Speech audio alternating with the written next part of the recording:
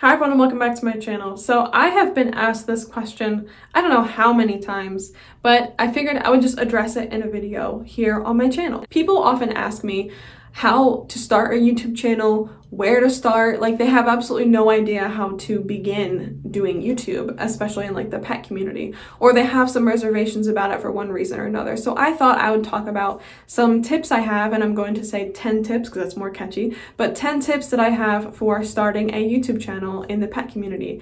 Now I want to preface this by saying that I only have 30,000 subscribers. It's not really that many, and there's people who have been at it for less time and have achieved much more than I have. So if they have better advice, I would take their advice because I'm still working on the come up, I'm not quite there yet, but I have been doing this for a few years, so I feel like I can offer a little bit of advice. Before we get started, I ask that you please hit the notification bell and subscribe. I don't know what side they're on, but please do it, and away we go. So number one, I think the most important thing is to have an interest in animal care and have an interest in pets. If you are gonna have a pet channel, you have to have an interest in animals.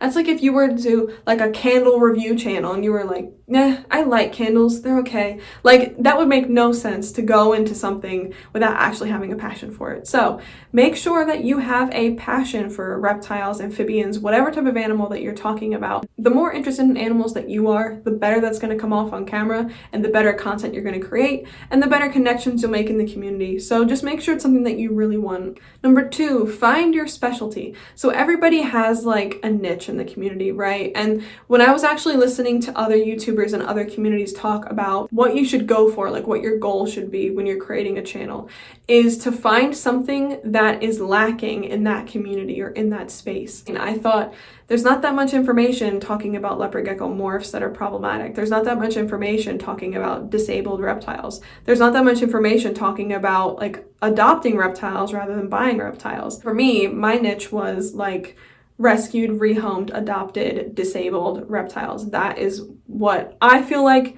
there's not too much of otherwise in the community. With a specialty in dealing with neurological issues, because I don't see really anybody talking about those otherwise. At least not back in 2018 when I started. Now don't think that just because you have this niche that you're somehow limited to that content. I've also put out videos about enclosure builds and species that aren't disabled in any way. So don't think that you'll be limited to just this one thing, but make sure that you have a focus that makes you different from what is already out there, because that's what's going to draw viewers to you. And I think also that helps to better the community, because then you have so much to sample from, all the bases are covered, so to speak. Number three, make connections in the community, whether that just be with your followers, whether that be with other pet YouTubers or people on Instagram or breeders. Make connections because you'll be able to learn through them. They'll be able to learn through you. You'll make friendships. Something that I learned in the beginning that I wish I could go back in time and tell myself now just to shut up and stop being so damn opinionated about everything. And I think that's something we all kind of experience at one point or another, but you can burn bridges easily in this community. And so something that is smart to do while still standing up for yourself or standing up for what you believe in, right? For example, I wouldn't befriend someone who was cool with enigmas being bred. That's a line that I draw in the sand, right? But there's other things that are just not that deep that you can draw a line for and eventually put yourself on one side and put everybody else on the other side. And it's not really a good thing to do, especially in an online community. You should be able to make connections with people and have friendships where they have differences of opinion from you, and it's a good thing. So number three, I recommend making connections with people. Again, you can still have your line drawn in the sand. You're not going to tolerate this type of behavior, right? In regards to reptiles, for me, it's breeding enigmas. It's not something I'm interested in, having a friendship with someone for. But again, don't draw the line so firm that everybody else is on the other side. Number four, be honest. Always. Something that is a problem for the pet community is there was a lot of mistrust. And if you in any way are dishonest about the pets you have or how a pet has died or rehoming a pet or how many pets you have or how you keep your pets, if you hide anything, people will take that as a deception and they will remember. The internet never forgets. So A word of advice from me to you, always be honest. People are going to be more understanding if you acknowledge things right from the get-go instead of years later when you're trying to explain why this, and this doesn't add up. So just be honest about everything. Now, that doesn't mean you have to overshare, right? And that doesn't mean you should feel like anxious all the time that people are going to be watching your every move. But just know that as your channel grows, you are going to receive criticism for things, and if you are honest from day one, that's going to save you a lot of problems. Number 5, be open to criticism. Anywhere you go online, you are going to receive criticism, even if you have an audience that's super small or super big. So make sure that you are open to criticism. Now, that doesn't mean you have to be the kind of person that's like changing every aspect of your husbandry to fit everybody's needs, but just make sure that you hear what people have to say. And that doesn't mean you have to follow through with it, but just hear them out. People want to feel heard, especially when it comes to keeping animals. People can be very passionate, myself included, because it's the life of the animals that are like at stake when someone might be doing something that other people think is dangerous with their husbandry. So when you get a criticism, just read it. Say like, thank you, I will look into that further. And then at that point, you can either choose to disregard everything they just said, or you can look into it further. There's going to be some things online where people just absolutely disagree with you no matter what you say, and you just have to kind of let that go at that point. But there's also a lot of times where you can learn from what other people have experience with, and that can be really helpful. So just be open-minded to criticism and be respectful in your responses to people, because again, the internet never forgets.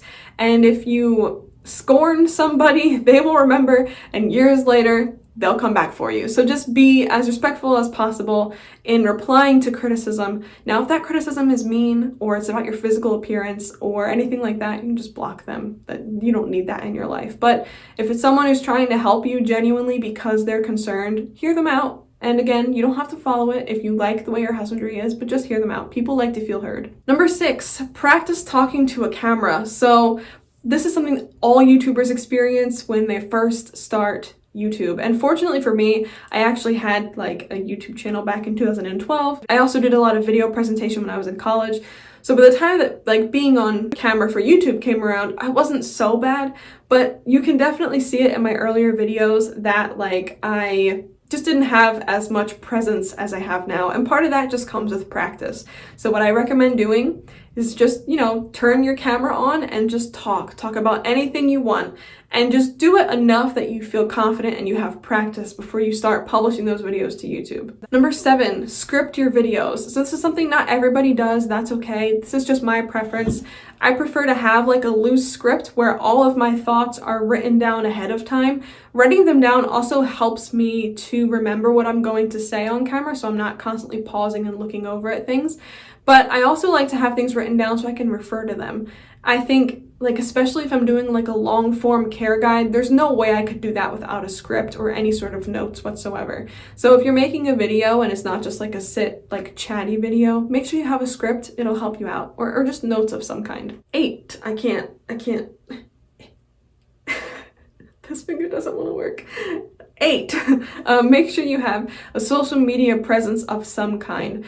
The best way to grow a YouTube channel is to like spread yourself out across all social media. Now, I kind of hate that, to be honest.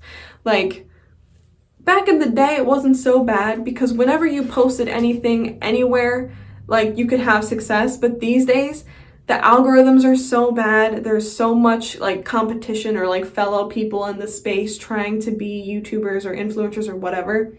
So like now it's kind of more of a challenge, but the best thing you can do is to make sure that if you publish a video, you're sharing it on Instagram, Twitter, and Facebook.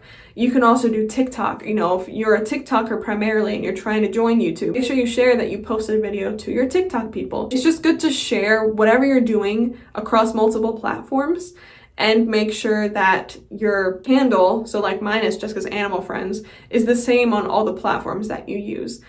It's exhausting, I won't lie. Trying to be present, especially when like the bigger you get, you have a lot more DMs, you have a lot more comments, you have a lot more attention on you. So it can be really like mentally exhausting to be present on all that social media at once. People don't realize that when you are trying to grow your YouTube, which, you know, for me is my job now, it's my income. If you take time away from YouTube, for example, I had half the views I would normally get after taking a month off because I had COVID. Like months of struggling since March until last month in order to get my views back to where they were. You take time off of Instagram algorithm recommends you to less people and you get less attention on your posts, so less new follows.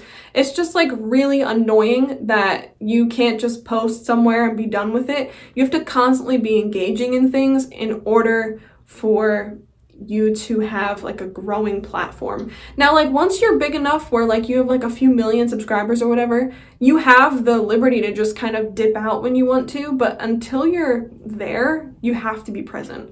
And that's something that I think people don't really think about, and it's very annoying. But if you're just looking to do YouTube for casual fun, you don't really have to worry about that so much, but there might come a time where you want to do it for like business or whatever, and you're gonna have to be more mindful about making yourself aware on all platforms, which again is very annoying. 9, I can actually, well, it's not down all the way, but we're close.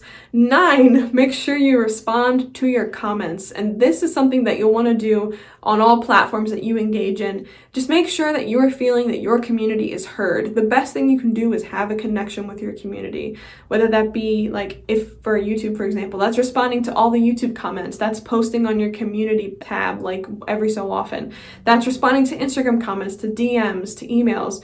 It can be very annoying, again, to spread yourself so thin, but if you can at least reply to the comments in one place, make sure that you are, because people want to feel heard by the person that they're subscribing to and watching. So just make sure that you are reading your comments and hearting them or replying or liking them. Just make sure people who are giving you their time, you're giving them a little bit back. And 10, just do it. Literally, just start your YouTube channel. Everybody waits so long. The longer you wait, the longer you're putting off having the success of having a YouTube channel. So it can take years to build up a YouTube channel to the point where like you're monetized, or it's your career, or you're getting like opportunities from brands through it. So just start now. There's literally no reason not to start now compared to like 5 months from now. I mean, of course, if you're ready, don't start if you're not feeling ready, but the longer you put it off, the longer you'll also be putting off all of the rewards that come with posting on YouTube, if that makes sense. Like I said, it can take years to build YouTube to a place where you're profiting, and so you want to start earlier rather than later. There's people who were like literally started when they were like 12, and by the time they're my age, they're like millions and millions of followers, and here I am, dumb, starting just 3 years ago, and I'm gonna be 30 in 3 years. By the time I'm 30, I won't even have that success. So just start earlier, and you know, there's no real reason not to start, is what I'm trying to say. Just do it. Thank you so much for watching. I hope you enjoyed. If you have any questions, comments, concerns, if you need any more tips, let me know down below.